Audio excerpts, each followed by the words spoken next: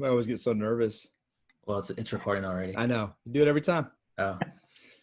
What is up, everybody? What's up? This is Stu and David with Filling the Storehouse podcast, and we have Bill Allen. I'm pretty sure everyone has heard of Bill Allen.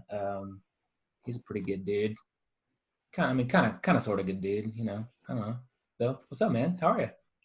That is the best bio that I've ever heard read on a podcast before in my life. So I really appreciate that. I can probably just walk off the stage right now and we'll be done and everybody will know. So Done. Typically I read a bio. This time you provided a very ample bio, which was good. I didn't want to take half the show reading it. No, but in all honesty, I was actually started chopping it. And one thing that I found very interesting in your bio is you had a lot of the what's that you do, right? Because you do a lot of stuff because you're an awesome dude. But there was also a why tied to each of those what's. And I was very intrigued by that. So as I was cutting, I'm like, man, I can't cut this guy's bio. He's got too many whys in here that are, it was rich content. And I felt, I did not feel qualified to be cutting out your whys from your what's. And so I was very intrigued by your bio. So we turned over to you, a little departure from what we normally do, but it was just, you're just into a lot of stuff and you've spent a lot of time developing yourself, your mindset, your why, and it was pretty incredible. So turn it over to you to brag on yourself. Well, I think we all have trouble doing that. So every time I do hear that bio read, like we've set it up, and I don't even know, maybe Jen sent it to you. I was just kind of joking, but I hear it in the beginning of podcasts and I hear somebody read that and it really makes me feel kind of uncomfortable. I don't know what you guys think, but when somebody reads your bio, it's like, and like, let's just talk about who we really are, right?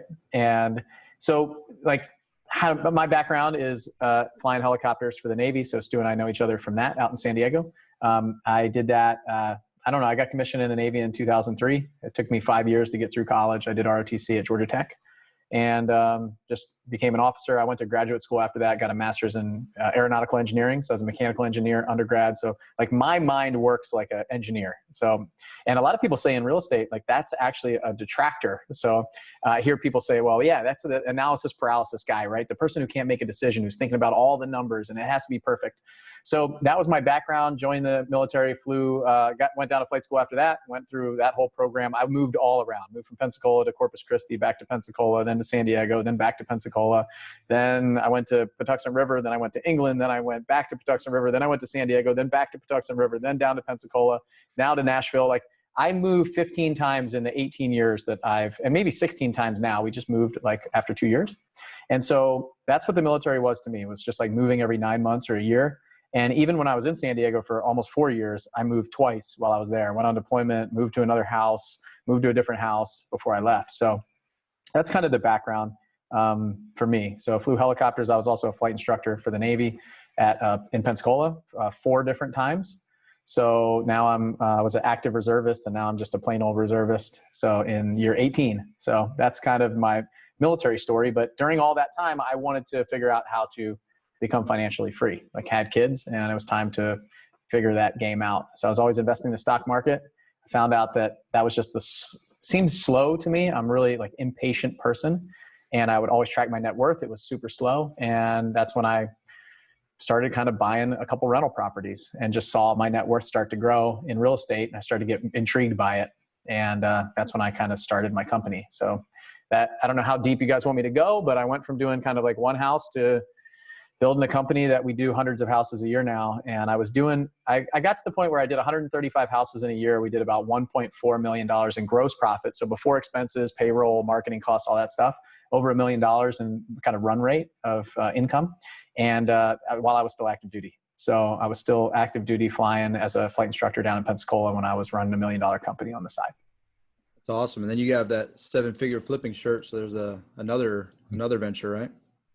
Yeah. So about a year ago, I was actually almost a year ago tomorrow. So July 1st, we're recording this on June 30th. On July 1st, I bought the company that I was a member of a mastermind group. So I was a member of the community from about 5 years ago. When all of that started, I was doing one house a year. I did that for a couple of years. And then I joined a mastermind group and it was called 7-Figure Flipping. And I was a paying member. I came in, listened to a podcast, jumped in, said, okay, I'm ready to go. I want some coaching, training, mentorship. And that's what helped me grow my company. So those mentors and just kind of following their model helped me. And so I did that. I was a paying member for 2 years. Then I became one of the like early coaches. They needed some help. They were growing. Became a coach. Then I started running more of the company, became kind of the COO of that company for about 1.5 years. And then I bought out the owner just almost a year ago today. So they're really, really cool. We were talking about Ocean City, Maryland before this place that I go on vacation with my family. And that was the place about a week ago when I got the email from the previous owner, Justin Williams, where he said, hey, some things need to change here. And that's where the conversation kind of started when I was on vacation last year there. And I was on vacation just not thinking anything of it. I had no idea I was going to be buying a company like that. And so now I own 2 companies, my real estate company and then this mastermind group and organization that I took over about a year ago. So it's exciting stuff. I spend most of the time in 7-figure flipping. I spend a lot less time in the real estate company now. Yeah, that's awesome. And just one point of clarification before Stu asks his first question. So when you mentioned earlier, if we get embarrassed when people read our bios, Stu typically doesn't because there's not really a lot of substance there, right? So like it's a real quick bam, bam, bam, bam, they're done with it and moving on. So I just want to make sure to alleviate any thoughts or concerns you might have had about that. You're so ridiculous, dude. One thing before I ask this question, I kind of want to come back at Bill here because I saw yesterday that you had posted that it was your 40th birthday, and I remember succinctly in the Veterans REI Live conference that you called me out and you told me that I was old, and I turned 40 just this year too, so. I just want to throw it out there that I'm not that much older than you, dude.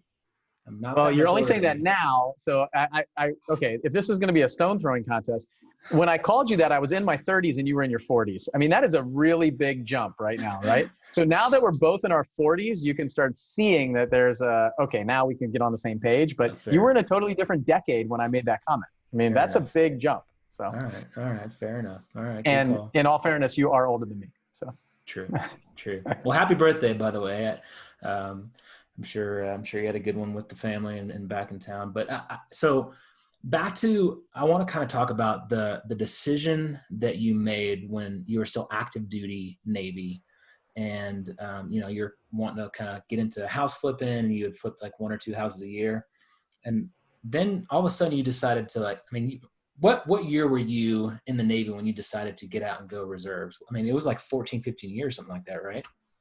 Yeah, it was almost 15 years. I was pushing like 15 years of active duty when I decided to get out. But, if we're going to talk about that decision specifically, and we can, it was very easy. Like there were a lot of things that came into place to make that decision. It wasn't necessarily the easiest decision, but if it was about money, the money part was easy. Yeah. Like I was making a lot more money in my business than I was in the Navy. Yeah. And when I looked at it, I did the math. I said I'm an engineer. I did the math.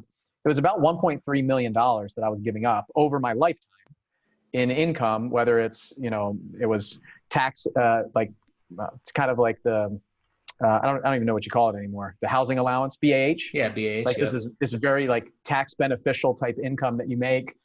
To the retirement money that I would make at age 43 instead of age 60. And I did all the math and the healthcare benefits and all that stuff. And it was a little over $1 million. And I was making that in a year now. So what I said was, if I'm working full time, 40 hours a week, 50 hours a week, 60 hours a week, sometimes flying for the Navy, what if I put all that into my business? Could I grow it exponentially faster? And I also had some personal issues and things like that with my son, James, that made it an easy decision personally. So when you take the income out of it and you take the money side out of it, things change a little bit. And that's where I was. I mean, I was just in a different position than I would have been before. And the thing that really ties me to the military, and I think like a lot of us, it's the service aspect and it's the people. And so now I even have trouble, the question that I ask myself is why do I go down to Pensacola for 60 days a year still? And I mean, this is the equivalent of part-time work at maybe I make $25,000 on my W-2 as a reservist, working 60 days a year.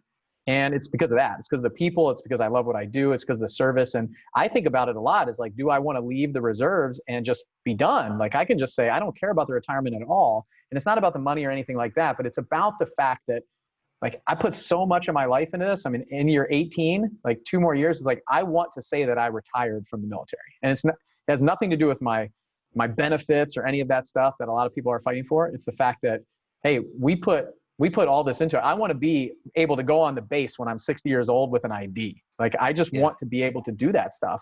And I'm willing to put in the time and the effort to do it. So that's a lot of that stuff.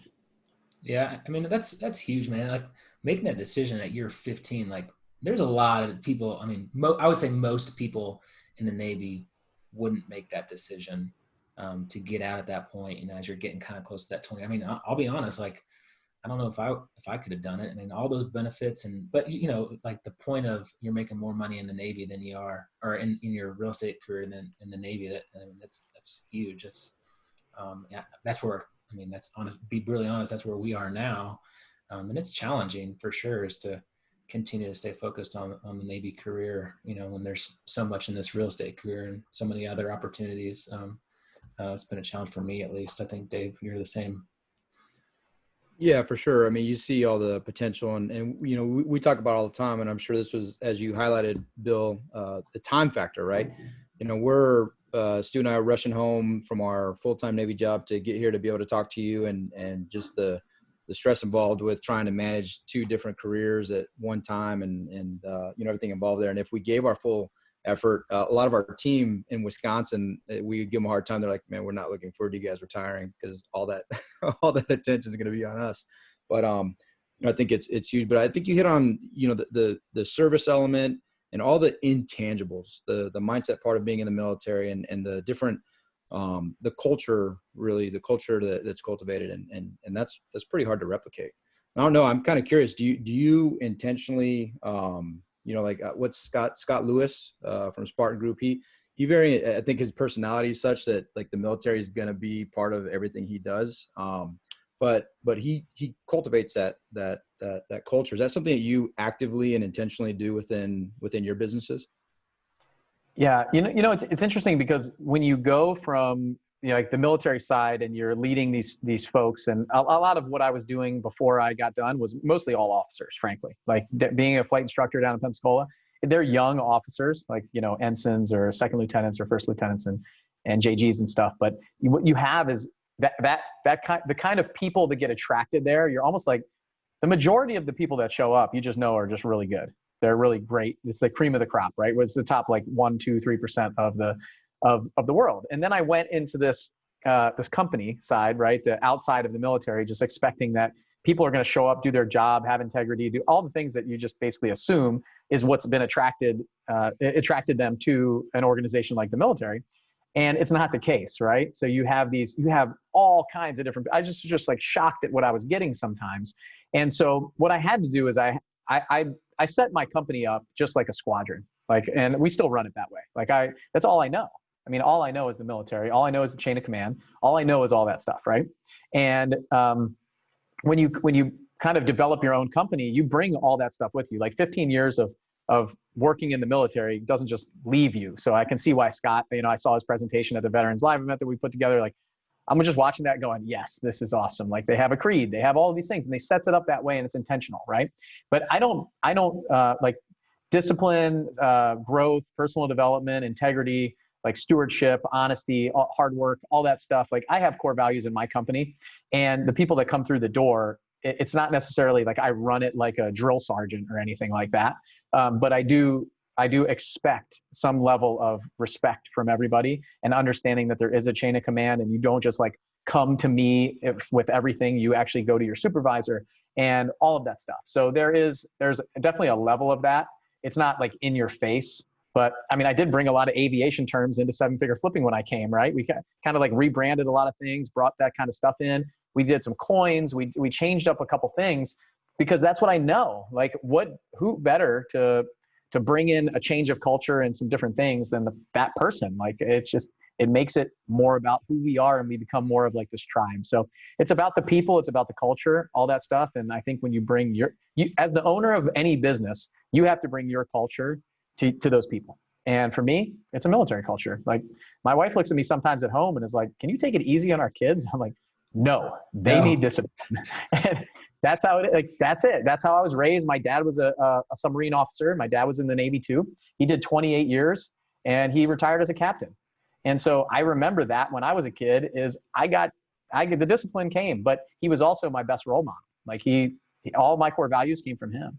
And so it was really cool to see. So yeah, to answer in a long form answer, all of that. In short, yes, I don't run it like a military unit where, they work all night, all day, they're on duty, that kind of stuff. But I mean, I just have that level of expectation that I have the same caliber and quality of people that come through the door of my office and my company that I would if I was in the military. And I think that's it. Like, you have to expect a high level of standards from your people, and they have to know that, or else they're just not going to fit in your organization. So the cool thing that I think that we have in business that we don't have in the military is you can't just go online and look up how much somebody makes. And regardless of what rank they are or how much they perform, they make the same amount of money.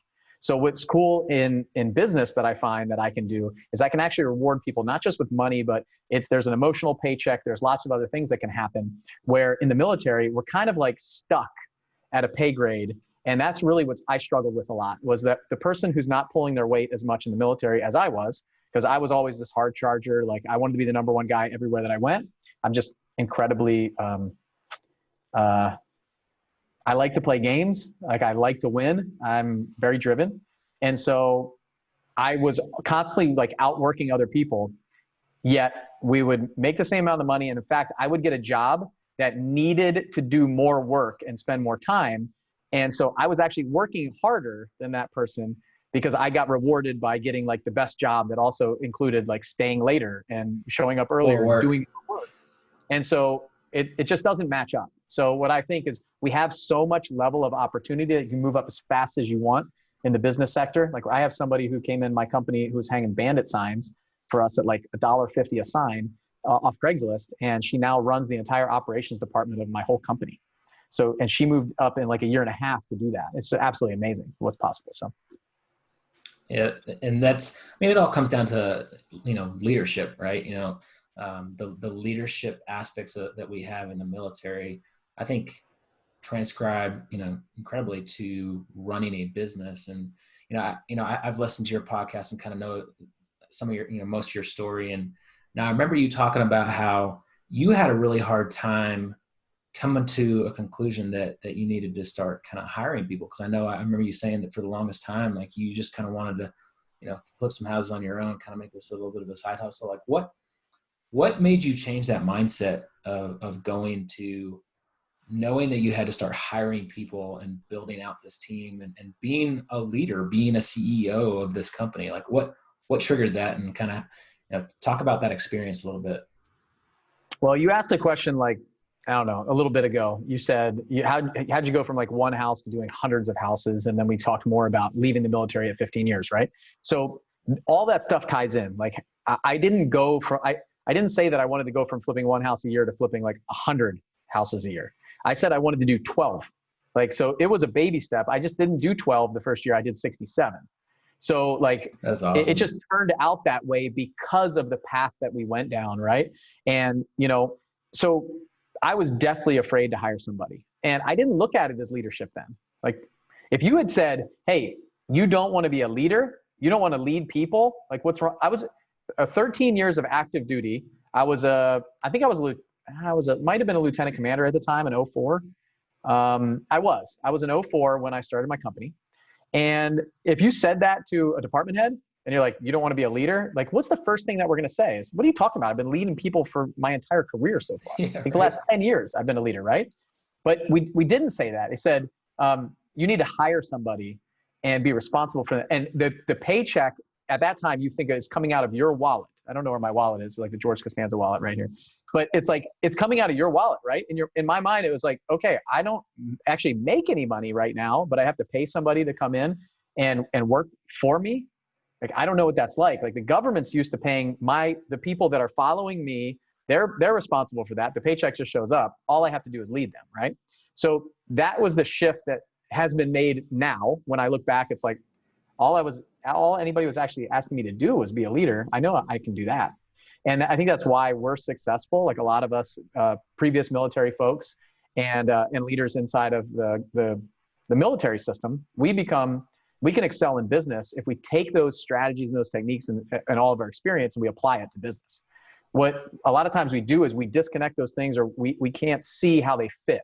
But just like we talked about, every single thing that we do in the military, we can put a direct, we can plug it right into business. Like I can take every single thing and make it some sort of business relation from the military. So for me, I had a mentor. His name was Andy. And I was on a call with him when I joined the mastermind group, and he was like, you need to hire somebody. He's like, you're having trouble. You came to us because you're running into a brick wall, flipping one house a year with your full-time job and everything else that you're doing and your family. And you're telling me you want to do 12. How are you going to do that? Like, you can't even do one. And I was like, well, you guys have the systems. You guys are like the experts, right? Tell me give me the system that you're using and I'll just implement it and I can do 12. Like you sold me on this thing, this system, right?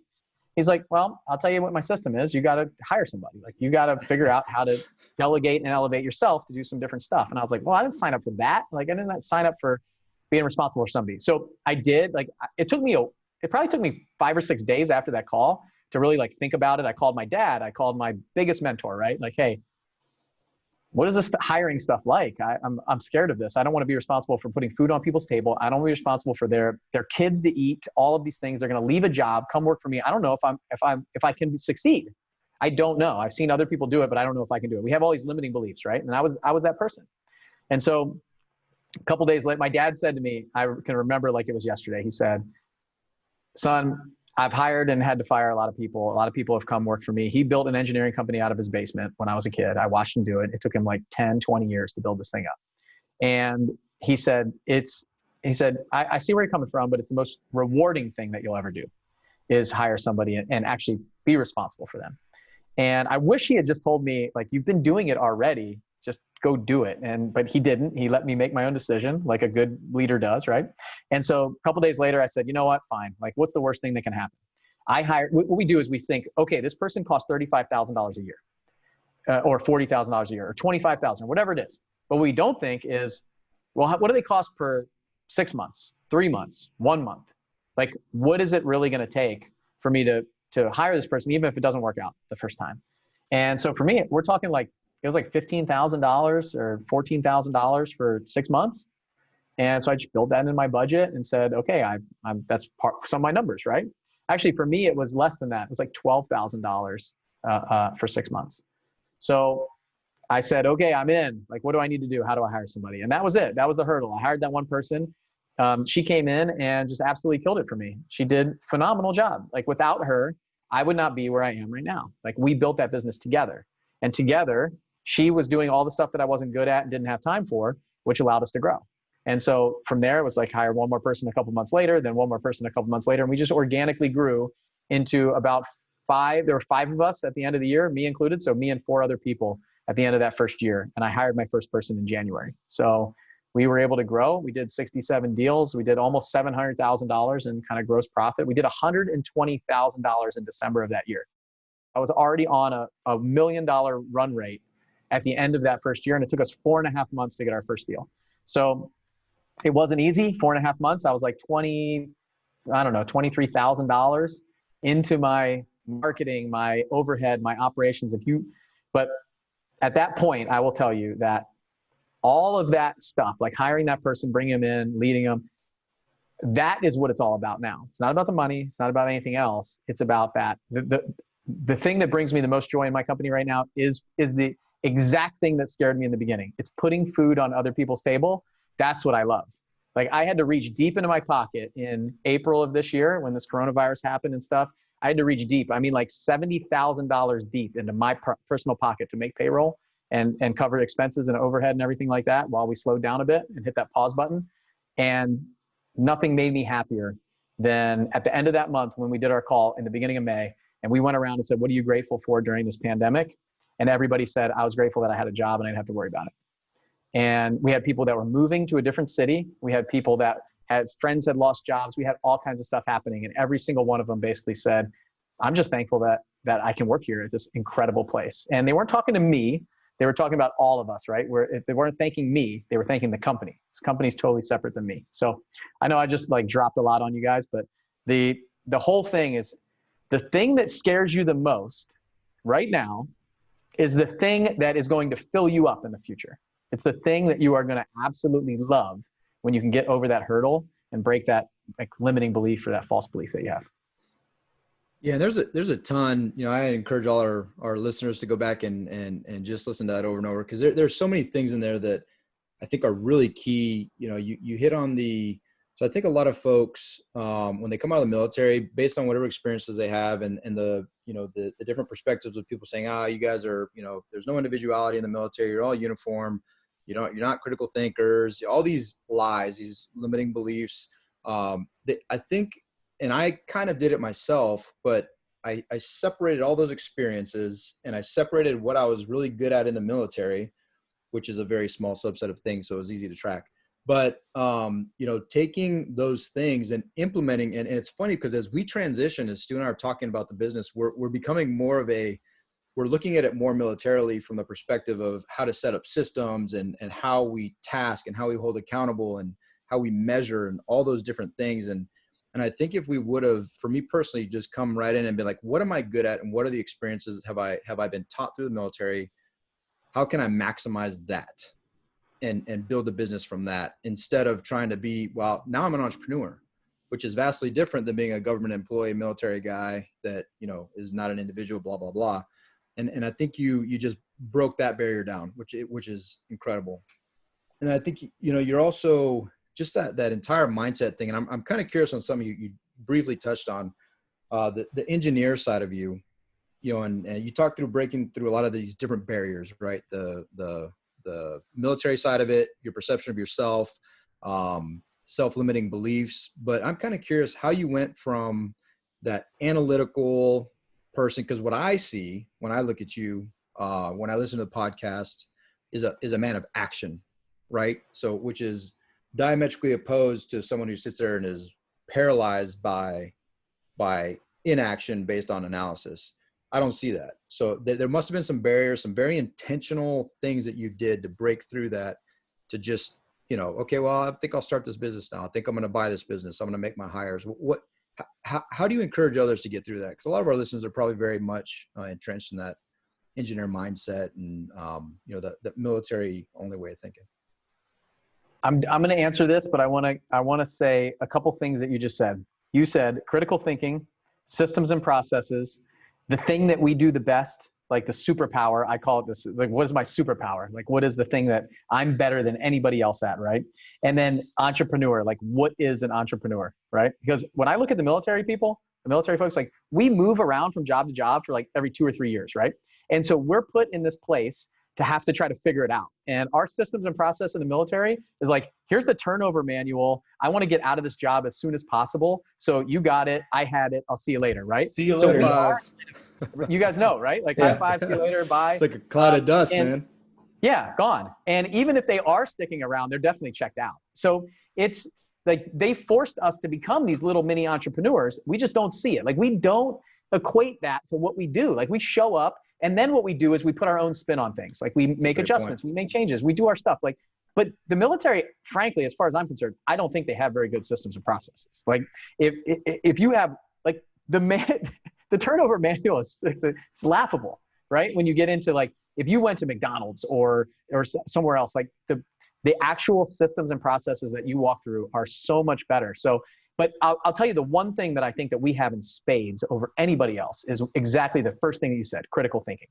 The trouble that I have with a lot of people that have been, like, corporatized and in business, like, they don't have the critical thinking. And a lot of it is the fact that we make life or death decisions a lot of times. Whether we believe it or not, the decisions that we make, we have to take a little bit of information, whatever's available to us, collect it really fast, make a decision like this, and then go. And then we have to collect more information and make adjustments and tweaks and change and adapt and make, like, different decisions as we go along. And then we have to stand at the end of a long table when everything goes wrong, somebody gets killed, somebody crashes, we damage something, and we have to say, this is why we did what we did. You don't have to do that in business. Like, what's the worst thing that can happen? You're going to get fired. You're going to lose your job. You're going to lose some money. Something's going to happen. Like, people are not going to die. And so we are put in a place where critical thinking is is inherent in what we do. And a lot of times what we don't. So I've looked back and said, like, why was I successful? Like, what was it? Flying a helicopter. People can make fun of that. Like the F-18 guys will say, oh, you guys fly so slow, but we're low to the ground. We might fly slow, but when you're at 50 feet, it's really fast. And so we're not at, 30,000 feet. And so what I found was you got maybe 10, 12 people in the back of a $30 million helicopter, and you're the aircraft commander and you're making a decision. You might be the lead aircraft of 3 other aircraft that are doing some combat search and rescue exercise or a logistics run or whatever you're doing. You're fast roping SEALs in, like, who knows? But every single person is looking at you to make that decision, including multiple other aircraft. So I think for me, like, the engineering side of me got kind of like beat up by the military side of me and becoming a pilot. So I look at that and say, I've really taken a lot of time over the past year or so to say, what is it? Because now I'm coaching, training, and mentoring other people. So their backgrounds are so important, and where they come from and what they do and the way that they think and their personality profiles and all that stuff. And I've seen people come in and just get crushed. And I've seen people come in and dominate. And I think the people that come in and dominate, including inside my company too, it's the critical thinkers. It's the people that can move fast, that can make decisions, that can stand by it and say, I made this decision because of this. When I get more information, then I'll make an adjustment. So hypothesize, test, and pivot. That's what I talk about. These are the 3 things that I have written all over my wall. I don't know where I heard it. I heard it on some podcast and some book somewhere. But those 3 things, hypothesize, test, and pivot. And that's what I do. I come up with these ideas, these plans. I don't over-engineer anything for some reason. Sometimes I do have problem making decision, but I think the pilot in me, the military in me, made me a critical thinker and just be able to make a decision and say, hey, with the information that I had at the time, I had to make that decision. A leader, people look at the leader and say, what are we going to do? Where do we go? Left or right? And you can't go, I'm not sure. Maybe we should go left. Oh, maybe we should go right. Let's take a break and think about it. What do you think? What should we do? The only time I say, what do you think, is when I actually have to force myself to bring my staff into the conversation. Because today I was on a call right before this, and we're talking about the budget for Flip Packing Live. We're talking about all these things, and we're talking about backpacks. Okay. We're talking about buying a backpack for every single person that comes through. It might not sound like a lot, but when you got 1,000 people at the event, the backpacks cost you $15,000. And so somebody what, $15,000 for some backpacks? And I'm sitting here going, do it, don't do it. Either one. I can say yes or no right now. I looked at my event coordinator, Vanessa, and I said, what do you think? Because I wanted her to get involved in the conversation. I already know the answer. I know what we should do. I want to get her on the same page, right? So I say all that to answer your question about an engineer, to say, lean into your strengths. Lean into it. Because as an engineer, I'll tell you what I have. I have the analytics. I can run the KPIs, the key performance indicators, the data. I can look at numbers. I can look at spreadsheets, and I can see the future. I can do all that stuff. I can look and see what it's going to cost me. What does my P&L look like? What's the balance sheet look like? If I bring this person on, how much output am I going to get? A lot of people struggle with the numbers. They struggle with the finances. They struggle with projections. They struggle with all that stuff. So what do I say? Well, hey, I'm an engineer. I can do this stuff really easily. I'm going to lean into it. This is my strength. This is my superpower. But I'm not going to let it consume me to the point where I'm constantly second guessing myself of what happens. You get stuck in that analysis paralysis typically when you just can't make a decision. And I don't think it has anything to do with being an engineer or not being an engineer. I think it has to do with the first thing that you said, which was critical thinking. You have to be able to make a decision. And if you can't make the decision over and over, and honestly, just think about everything that you do. Everything's a decision. Go into a restaurant, look at the menu. How long does it take you to order your food? How many different things? Oh, I don't know. I kind of want this and I kind of want this. No, I want the chocolate cake. Bring me the chocolate cake. That's what I want. That's what I love. If it's got chocolate and peanut butter in it, I know that I want it. And then at the end of the meal, I'm not going, oh man, I should have ordered the tiramisu. Hey, it was my decision. I screwed up. The chocolate cake sucked. I should have ordered something else. Next time I will. Move on. Done. So I don't know the answer, but I will tell you, all the stuff that you learn in the military, all the critical thinking, you have got to make decisions. And it all comes back to that leadership side. Lean into your strengths, lean into your superpower. And if it's not numbers, and it's not the engineering side, it's not the P&Ls, it's not the balance sheet, you better find somebody who has that strength and plug into them and lean into what you're really good at. Maybe it's sales and marketing. And there's a lot of things that I'm not good at. Go ahead, Stu. What if you have a business partner? What if you have a business partner that's not really good at anything? Then what do you do?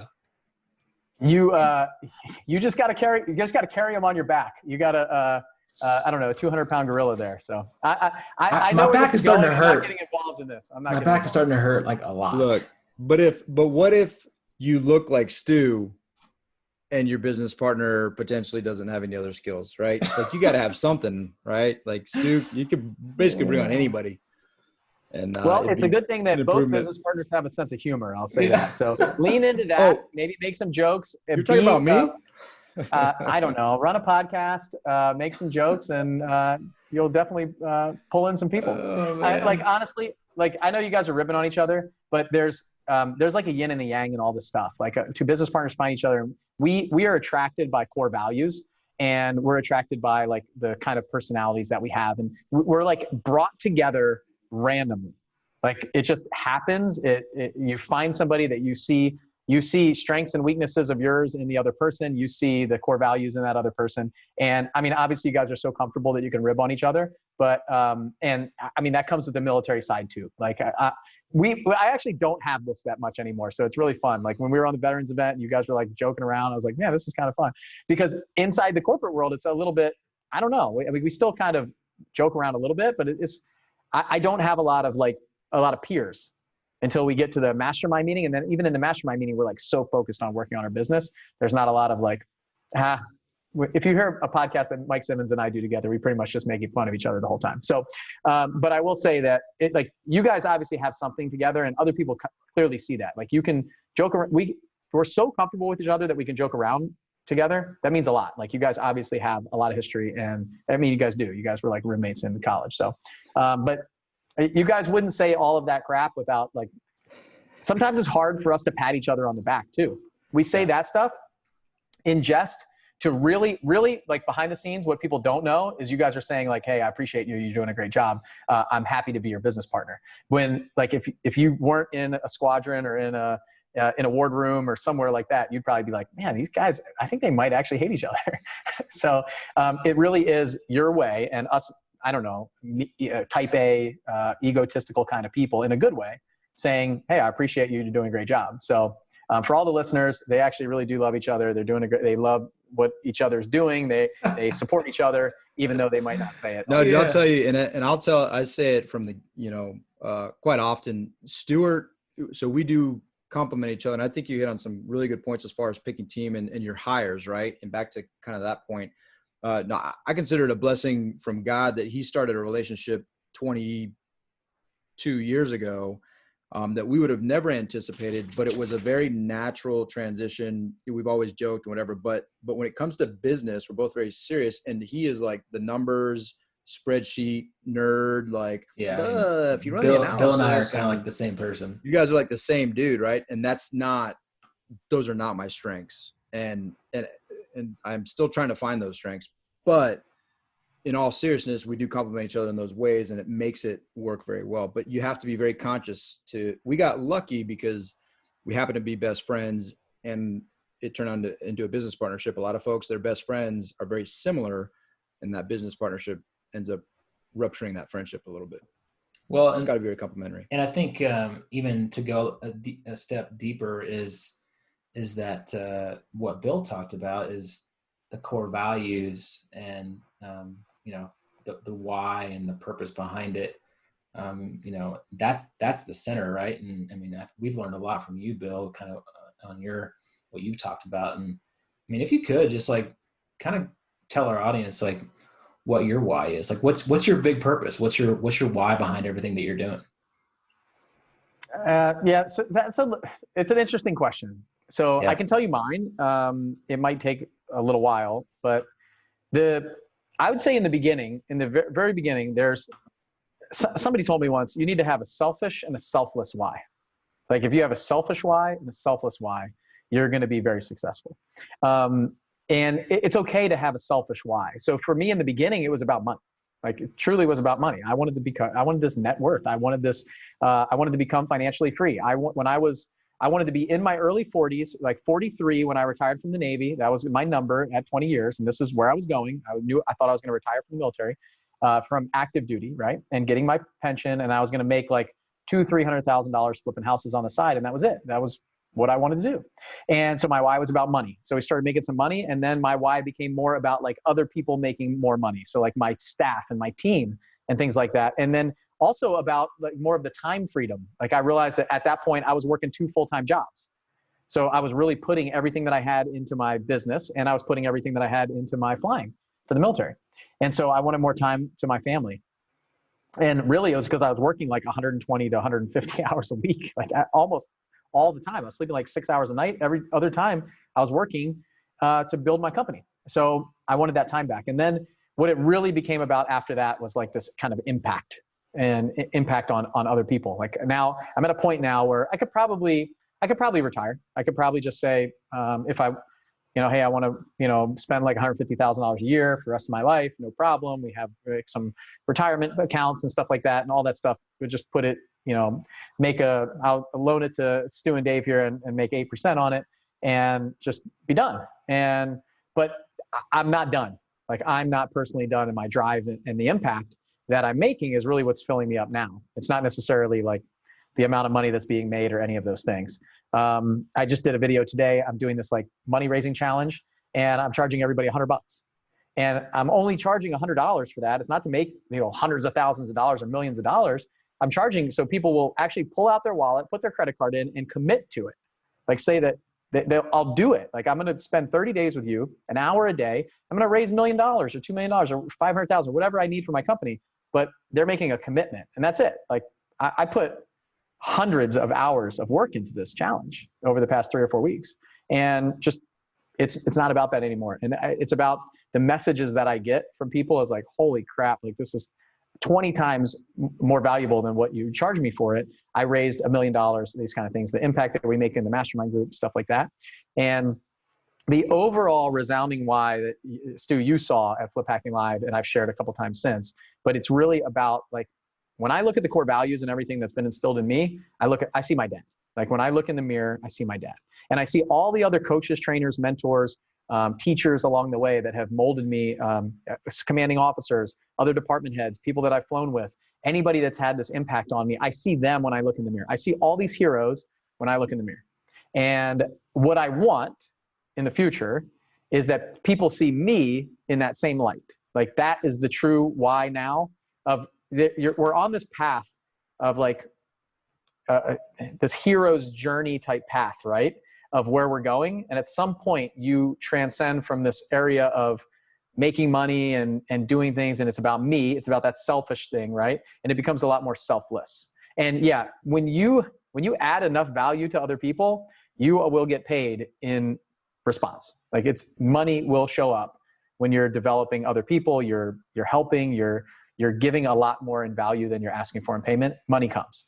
So for me, I'm just at a point now where that impact has taken over, and I want to continue to get these letters, these cards, these emails, this kind of stuff. Like, and I don't know, maybe it is a little selfish too, but because, like, why do we really give? Like, why do we really donate? Why do we really do all these different things? It makes us feel good. And I think that's okay.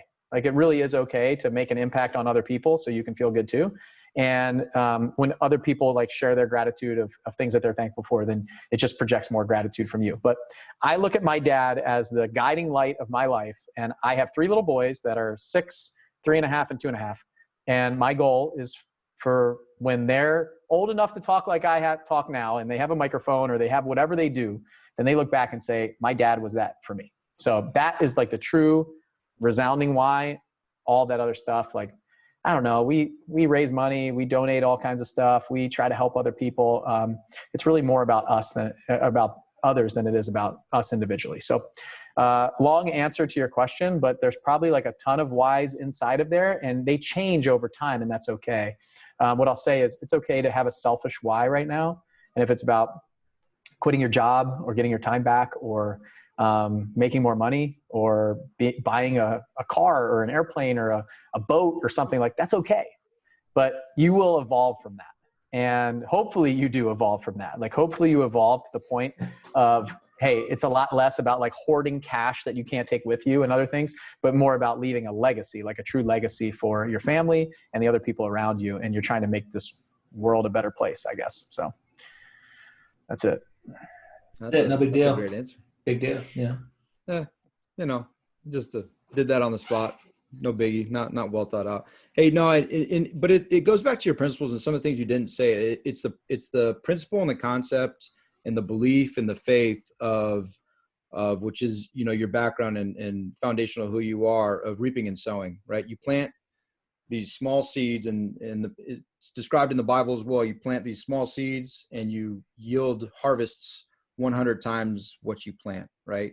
And that concept is continuously growing. And I just love how you frame that, because it really is a indicative of, you know, as you highlight, the more you give, the more you get. And it's not, the purpose of giving is not to get, but it's just the natural way that things tend to happen. And you're living that right now, which is incredible. It's awesome. It's inspiring and motivational. Pump me up. If you give just to get back, you will not be happy giving. Like you just won't give. You'll constantly have this expectation of something in return. And the interesting thing is, when you're like a true giver, so we have like givers, we have takers, then we have like connectors. We have like 3 types of people. And like when you really look at yourself, you can figure out who you are. And I can very quickly determine who's what, especially when they come into our mastermind. I can tell, like, it's okay to take stuff. Like in the beginning, I didn't have anything to give in the beginning of my journey. I was just taking.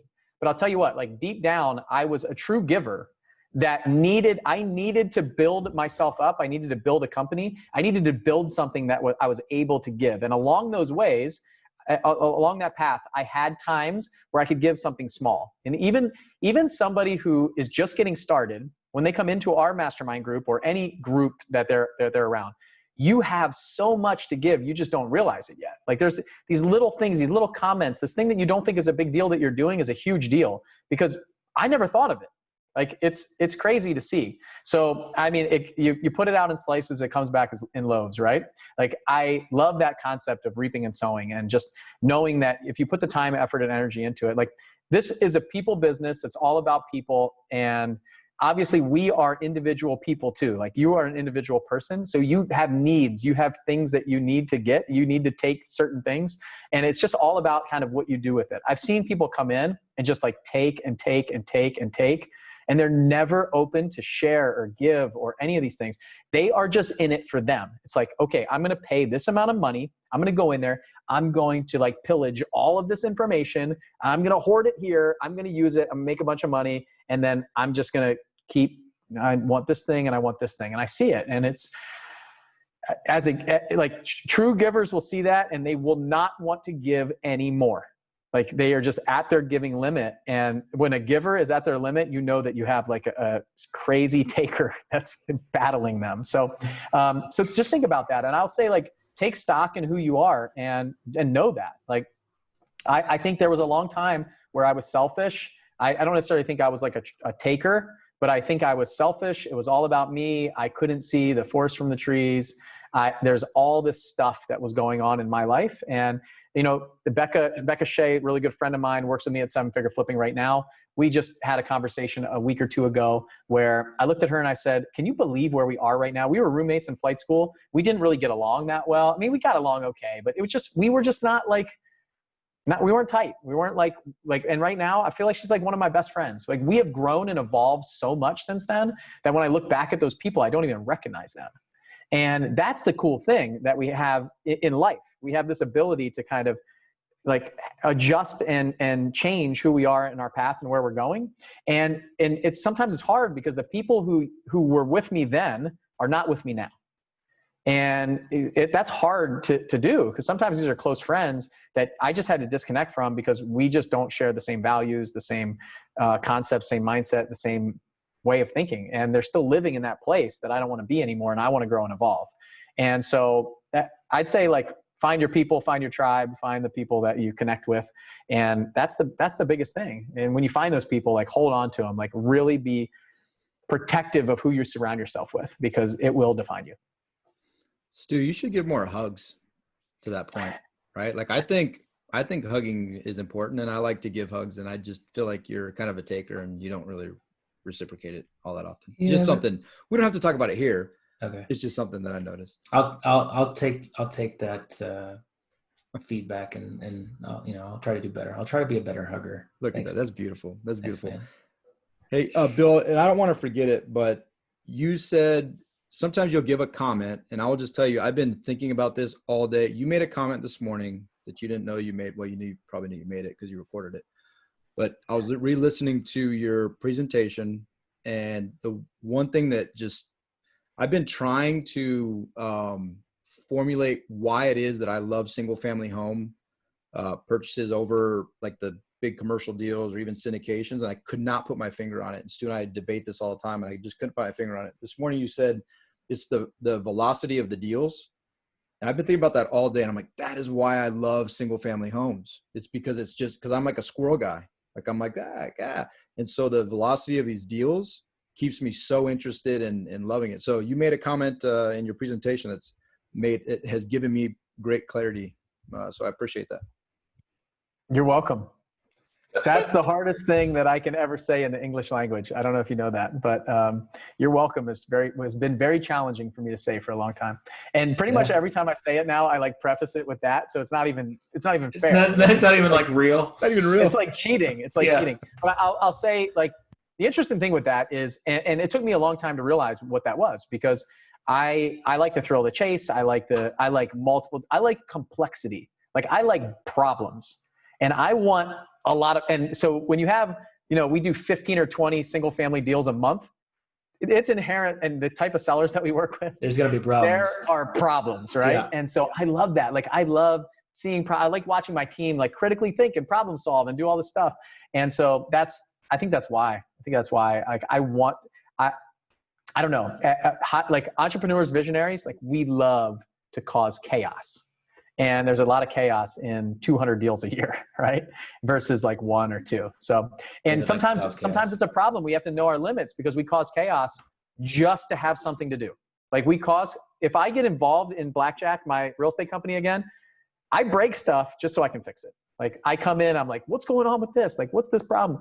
Hold on, let me fix that. Or if I get on the phone with a seller or a buyer, like I'm screwing it up. I'm not following the process. I'm not doing all the stuff we're supposed to do. And I'm causing problems just so I can fix it. So I try to not get involved there at all anymore because they have it running the way that they want to run it.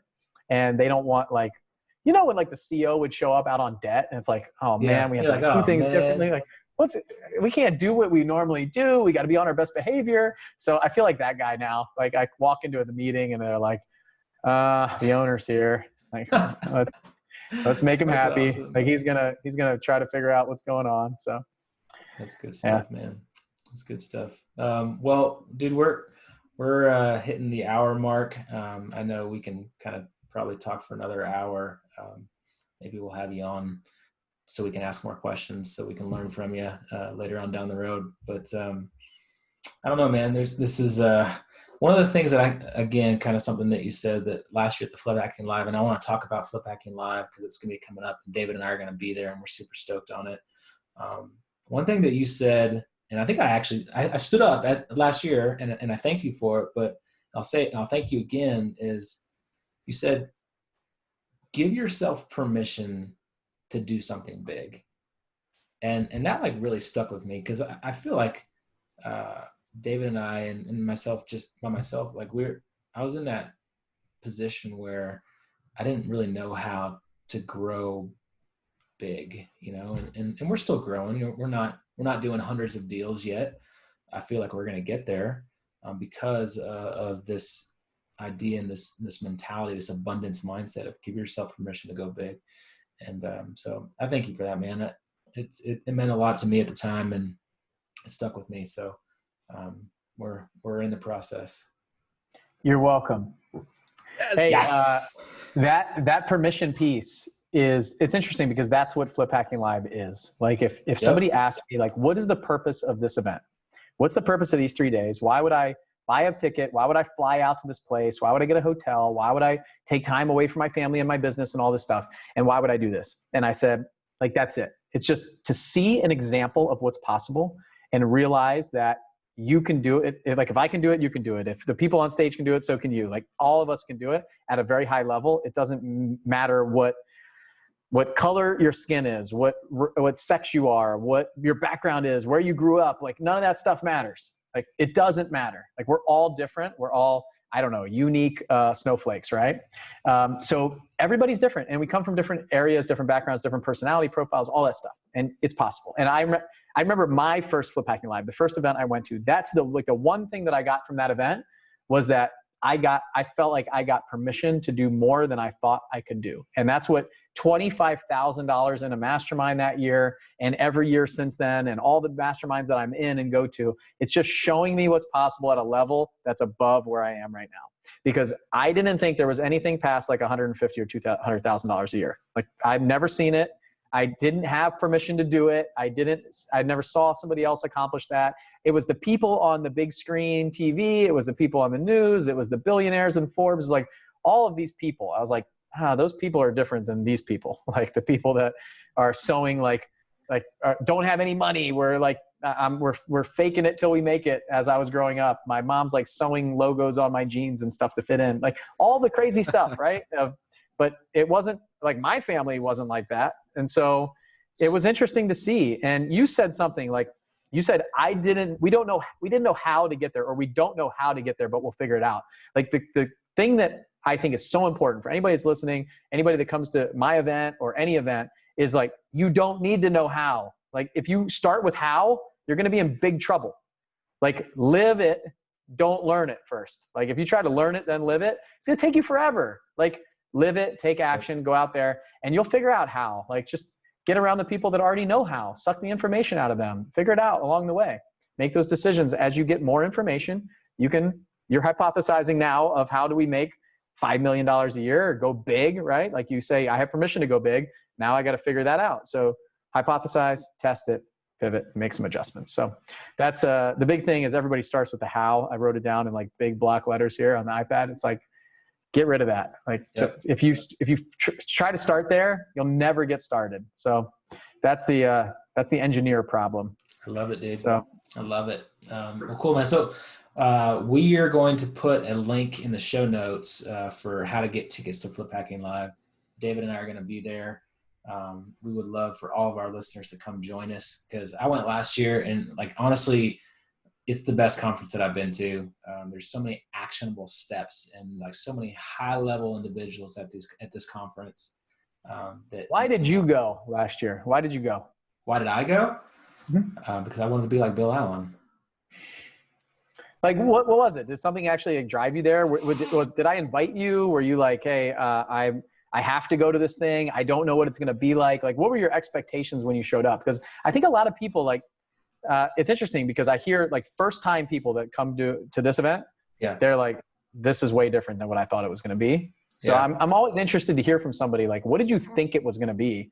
And did you just come to, I don't know, to make me happy? Was it like, I need to check this thing out? I mean,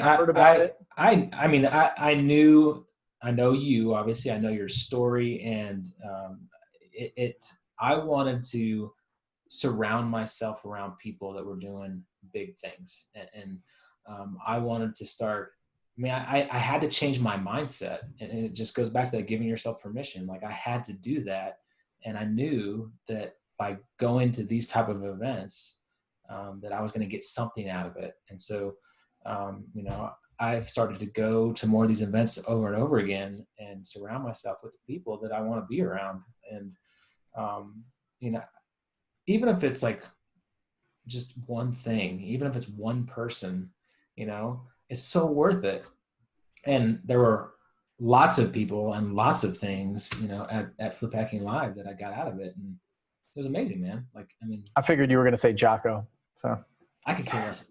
I guess man, you might be a featured guest someday down the I won't say anything. Awesome. No, but I think in Jocko, and I don't, I read his book but I think it's also really cool to be, so like Bill, you're our tribe, right? Like I'm not a pilot, obviously I didn't open with I Fly, so clearly I'm not a pilot, but I was just about to joke with you, but you threw it right at us. But I did it. I preempted it. It's because I'm a crippy, so like we take people's information and do stuff with it. But all that being said, a bunch of nerds. But when you see people from your tribe, it also it's one thing to get permission to do great things and to grow and to be do better than you are. But when you see your own people doing it, right? when you see your tribe doing it, when you see guys like Jocko was a Navy SEAL, he's a lieutenant commander or whatever he was when he got out. Like, I mean, there's no reason that there can't be 10 of those dudes in at the conference. There's no reason that there can't be a bunch of Bill Allens. And one day, and I love how you said it, ideally, Stu and I talk about all the time. I would love if when I was a midshipman, a Stuart Grazer came and talked to me about real estate. It would have changed the trajectory of my life. And I would have forever thought about that person like Stuart Grazer, man. That dude talked to me, changed my life. And those little nuggets that Stu highlighted, it's funny because to most people, yeah, the velocity of a single family home, it's just a comment. It's not that important. For me, it has literally been my focus the entire day and has completely changed my mind. Like, it freed me up. It took a weight off my back, right? Because I was like, I was struggling with it for months. I've been struggling with it.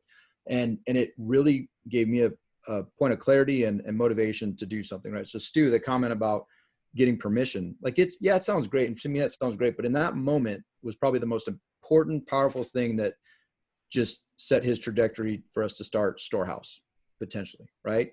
And I think there's so much power in that. So awesome. It's good on you, man. And really appreciate you doing, having the mindset and the thought process and just the vision to set these things up, because like Veterans RA, I mean, how awesome was that? It was awesome. And people's lives were changed. That's all our tribe. Those are all vets up there talking about what they do. Incredible. So. And we were able to raise enough money to give away a house in Colorado, by the way. Yeah. Nice. It's in Colorado. Longmont, so, right? Really cool. Yep. Yeah. So I can't wait to fly out there and break ground with them. So I'll tell you, like Dave, you brought up something very interesting. Like, you don't know what you need. If you're listening to this right now, like, you don't know. You don't know. You don't know what you're waiting for. Like, Stu didn't know that he needed that. If he knew it, he would have already had it, right? And on the Veterans Conference, when I talked about velocity of deals, you didn't know that you needed to hear that. And so every time that I go to these events or I listen to a podcast or I put myself in I watch something on YouTube or whatever I'm doing, like, I am intentional about that thing. Like, I'm going there, I'm shutting it off. I see people at our conference that are like in and out, they're on the phone, they're doing deals. They're like in the bathroom trying to like ink a property and stuff. It's like, shut it down and focus. Like, be there, be present, bring your kids, bring your family. Like, this is an event where I don't know, Stu, if you even heard a cuss word the whole time. Hopefully you didn't. Definitely not on stage or any of the things that we do. Like, I keep it very family friendly. I want to see 13-year-old kids there. I want to see that midshipman there. I want to see that ensign there. I want to see the 12-year-old there who's there with their mom or dad. And I want to see the 7-year-old kid that's in the audience who's getting this kind of like mindset. It's not just single family houses. It's not just fix and flips. It's not just wholesaling. Like, it's everything. And so we don't know what we need. Like, I don't know. When I go to conference, if I don't know who the speaker is, I'm sitting there, I'm listening. There's one thing that I might need, and you don't want to miss it. So that's the biggest piece of advice that I have. And I know you guys were at the Veterans event, and I harped on this quite a bit, but if we knew what we needed, we would just go out and get it. Like, you don't know. Let me show you. Like, let me show you at my event. Let the other event hosts show you at their event. Like, we designed this for 7 months for a reason, to put you through an experience over 3 days, to give you what you probably need. And what Stu needed was maybe from me. What somebody else needed was maybe from Andy. What somebody else needed from Terry, Becca, and Jocko, and Walter, and all the different people that speak at the event. Like, it's designed that way to give something to everybody. So that's the biggest thing that I have.